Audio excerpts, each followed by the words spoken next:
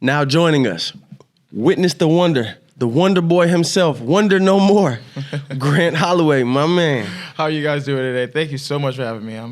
I'm excited. I'm a little partied hard last night after the third world title. I had a couple of adult beverages, but I'm here. I'm excited to celebrate with the USATF family. A couple of adult beverages. Was that before or after you saved me from being stranded? After. I appreciate that. After. Appreciate that, by the way. I almost got hit by a train, but the Wonder Boy came just in time. Hey, man. Saved me in the nick of time. Put my head out the window. EK! Over perfect. here, EK! It was perfect. It was perfect. So, 3 world championship titles. You haven't lost the world championship since going pro. Talk to me. So, it's funny. The main thing is everybody's always asking, like, oh, are you going to use this to propel you into Paris? Which one felt the best? How are you going to use this? Blah, blah, blah, blah, da, da, da. In the heat of the moment, you're like, dang, I just want to celebrate it. I'm not thinking about Paris. I'm not thinking about it ever. But I was talking with a couple friends, and I even said the first one is always the best one, you know? Yeah. And Doha, I was 21 years old. Really I honestly just had a lane at that point. I was a lane filler. Obviously, I picked it on, and I figured it out between the semifinals and obviously the finals. But just going through and, really that's where I solidified my name. And that one hit the best because, like I said, I counted myself out. I had just hit a wall, long collegiate season, and I just kind of was just like, you know what, all right, it is what it is. Like, just go out there and compete. But, my coach, my family, really, they believed in me more than I believed in myself in that moment, and obviously came out with the gold. But Doha definitely was special. Oregon's definitely special because we were in the USA, and the medal count that we had at that meet was incredible. So for me to help lead the way in that, and obviously we're in Budapest. Like you guys said when we first got up here, witness the wonder. My nickname is Wonder Boy. So just to get out there on that track and really each round progressively get better, it was great. Yeah, you talk about, your support team and, family believing in you. You believed you would be a high jumper. Mm-hmm. Yeah. Talk to me about that. Really it was maybe my freshman or sophomore year. It's funny because like I said before, it was you I was watching. Actually, it was 2012 because you had just at the time got the silver, then it got promoted to gold. But like literally, like all that stuff, like I was watching, and I figured out. I was like, oh snap, I want to be a high jumper. So this is before I put on a whole bunch of weight because I wanted to play a D1 football as well. And I was probably, give or take, maybe like 160, 170. And I had just cleared like 6'11", something like 6'11", 7 foot my freshman or sophomore year. And I was like, oh yeah, I'm ready for the big leagues. And then obviously I just started to play football. Obviously I started to run hurdle. So that was all she wrote. What took you away from the field? I mean, okay, I'll take that back. Who tackled you? And you were just like, you know what? I'm good. Nobody tackled me. And I was smart. I knew what my goals and my aspirations was. It was for track. And if you ask me, like, all right, who are you as a person? I'm selfish. I'm an individual. And if I don't have 10 catches for 70 yards or 100 yards, I'm pissed. Yeah. Especially when I know the team's not better than me. So I remember one day we had lost. This is when I knew I had to get out of football. We had lost. Well, like maybe like we got blown out. Let's just say by 21. And literally 21. I literally had like 8 catches, 163 yards, 2 touchdowns, but the team lost. So everybody's having their head down, and I'm over here like, what's everybody upset about? So I knew. I was like, I'm too selfish for this. Yeah, I'm too selfish for this. So obviously came to the next level. Coach Holloway recruited me, and the rest was history. Hey, let's talk about that relationship. It seems like you and Coach Holloway have a great relationship. You put a lot of trust in him, and it seems like he trusts you as well. Talk to us a bit about that. Our relationship is literally, believe it or not, it's father-son.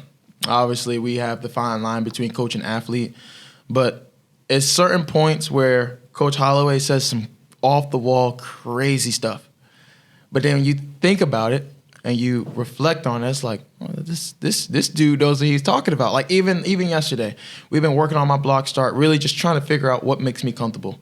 And he said, Grant, I want you to do you. And I was like, you sure? Because usually when I do me, I'm too close to the hurdle, blah, blah, blah. He's like, if you don't know how to hurdle at this point, why are we here? So literally, you could see the huge drop from 13-18 to 13-02 from the first round to the second round. And I was just like, all right, it's on. So, like, literally after that round, I kind of knew, like, Coach Holloway and I both was like, all right, let's do it. Let's have some fun.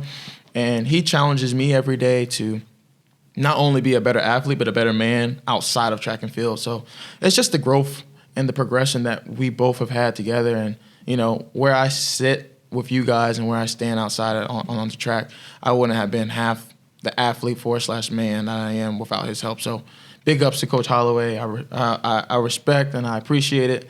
Like you said, I've been to, 5 majors, and I've only my lowest accomplishment or my lowest failure, quote unquote, is a silver. So we're doing it. We're doing it. And moment of truth, just on that topic. It's kind of misleading. Y'all realize that, right? Very. I remember the first time I saw you compete at Florida, I was like, oh, Coach Holloway has a son. They have the same last name. Clearly, they're related somehow or another. And that, I mean, for the people that know you, they know that's not true. But we might have some new listeners. Yeah, no relation. Yeah, Coach Holloway is from, the great city of Cleveland, man. Cleveland's finest. Oh my God! I'm not from Cleveland, but we Ohio. You guys all claim and rep the same thing, so y'all good. You know how it go. As long as the Buckeyes win, we good.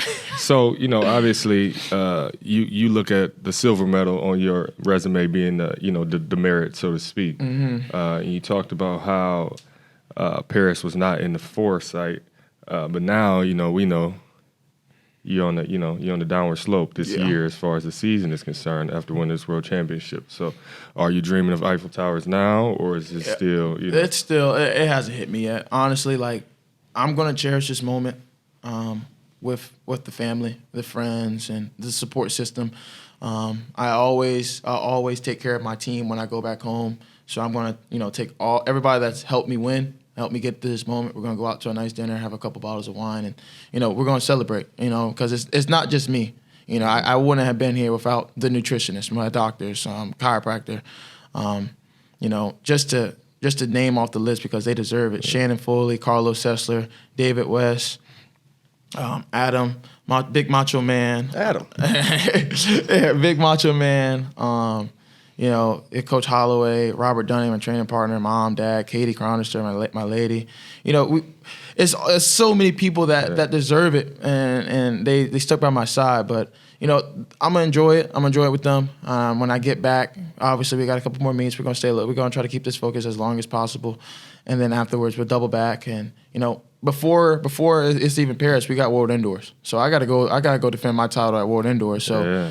I'm going to go to Glasgow, I'm going to go to Scotland and do what I do best and make that happen. And I'm sure right after that indoor season, I'm going to write down my goals on a piece of paper. I'm going to hand it out to my team and tell them to hold me accountable and everything that I do. And we'll see what happens from there. That is very rare that you are one of the elite level athletes that actually participates in indoors and outdoors. Do you think that helps prepare you?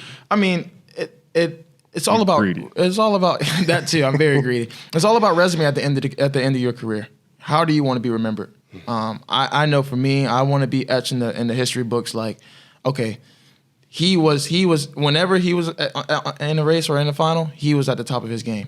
Now, I've always said this, and everybody knows this, but like when I first went pro, I told everybody it doesn't matter what color I get, but if there's a major championship, Grant Holloway's gonna have his name somewhere in that top 3. Now, obviously, going towards Olympics, Diamond League final, World Indoors, World Outdoors. You have all these majors, and it's like, all right, how do you want to be remembered? Just go, be in the battle. So like when I'm done, it's not, oh well, I could have had the most medals for a hurdle, but I could have. Like it's the shoulda, coulda, woulda. So okay. For me, it's whenever there's a major championship, Grant Holloway's gonna be there, and we're gonna make it shake. So if you just crossed the finish line, you did your victory lap, and you get your phone back after the media, everything's crazy. How many messages? I was at a total, actually, I'm very surprised because I changed my number like the IRS was after me. I was at a total of 355. Dang. Okay. So what was the first message you read, and who was it from? And what did that feel like? It was from, first message is obviously, you have with the new iPhone setting, you got the pin. And it was first message from Katie Cronister, my girlfriend. So she had sent me a voice memo. She actually just started law school. So she actually had to step out of class, watch me run, and she sent me a voice memo. And she was crying, tears of joy, obviously. And she was just saying she was proud of me. The moment, it wasn't too big for me. And it kind of hit a little different, obviously, when one of your loved ones sent you something like that. And that was the first message I did, and I read it, listened to the voice memo, and at Budapest, for you guys that don't know, is a bridge with all the flags. And I had sent her a video basically saying like, hey, we did it. I'm walking on the bridge now. I'm getting ready to head home. So call me once you're done with class. And it was kind of remarkable just to have that little moment.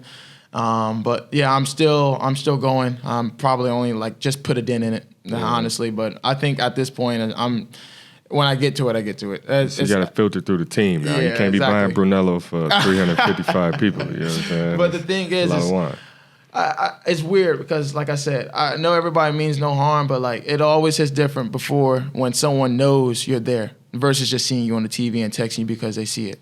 So everybody that texted me, good luck, you got this, blah, blah, blah, blah. This is before, obviously, everybody has their little predictions and everything. Everybody's, still believe in me, but I kind of weed through the BS, and it's like, if you was there before, you can get you first respond. I got you. But then if it's just like, oh, here's a video because I see you on the TV. Except for me, you ain't have my number. Yeah, exactly. You ain't have my number last night. You know what I mean? It's all good though. You know what I mean? Exactly. It happens. So we didn't get to bring the push broom out last night. Freddie came in fourth. That's a really tough break, but obviously he's had an amazing year. Yeah. Thinking about how the race played out and you guys being in the middle of the track, obviously, how much was sweeping in your mind and how did you feel, looking up? It's tough for a sweep because at the same time you want the best for your teammates, obviously, but in that aspect you got to be selfish. You're like, look, if they don't want to do it, I got to do it for myself. Damn that. So it's like I kind of just was like, just get to the finish line and just hope everybody else just brings up the rear. Yeah. Obviously for Freddie, he's been having such an amazing season, and we were walking off the track. As we finished the race, he was the first person that congratulated me. But obviously, like I said, for Freddie and Daniel both to make it. Obviously, we missed out on Cordell making it to the final, but he's a generational talent. He's a freak. He just once he figures out how it works overseas, he got some experience under his belt. I'm sure he'll be right in the final for everybody else. But for us three to be there, finally for Daniel, it's as LeBron James said, it's about damn time for him.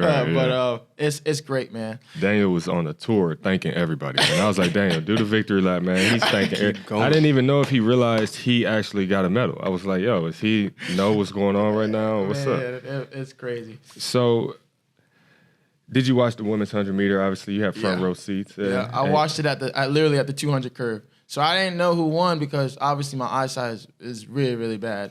But I just see Carrie just going crazy. And they popped up on the screen. I'm over here looking like that. It popped up on the screen. I was like, wow, she really did it. And that field was like, it was deep. Yeah, it was really, really deep. So for her to get her first one, she's gonna remember it. Like I said before, the first one's always the best one. She's gonna remember it. To set a championship record, she's gonna remember it. She's gonna remember everything about that day, the lead up, the build up, the race, the aftermath. Yeah. She's gonna remember it all. So definitely shouts out to her. And your mental preparation for that race. You're one of the only athletes I know that doesn't just get nervous. Not too high, not too low. Talk to us. How do you treat these championships when you compete in them? I treat it like an everyday meet.